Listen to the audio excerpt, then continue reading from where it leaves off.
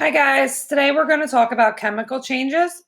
So a chemical change is a change in matter in which substances that make up the matter change into other substances with different chemical and physical properties. So there are some signs that we look for a chemical change, and they include the formation of a gas, the formation of a precipitate, a color change, but the only sure sign of a chemical change is the formation of a new substance. Please make sure you're writing these notes in your notebook. So the formation of a gas is when you get bubbles from a chemical reaction.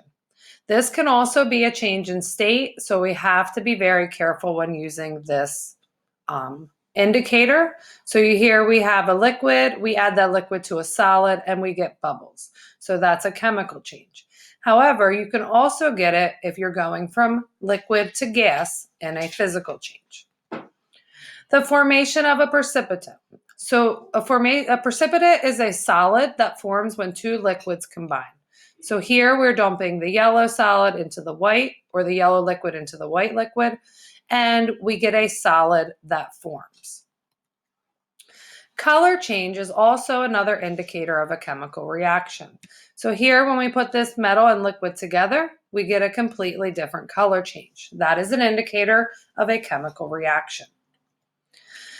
Thermal energy is also often needed for a chemical change to occur. So we need to add heat energy. Chemical changes cannot be reversed. So cooking, if you cook a cake, you can't get the original egg back out of the cake. So we cannot get the original materials. If you cut an apple, you cannot put it back together. But they are both physical and chemical changes. So cooking, though, we are adding heat, so therefore it's going to be a chemical change. Cutting an apple, we still have an apple, so that's going to be a physical change.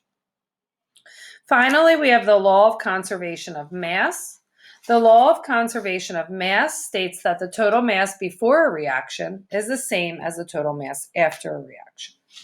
Okay, so to ensure that you know chemical changes, I have now a video for you to watch, and then you're going to answer the questions and explain how baking a cake is an example of a chemical change in your own words.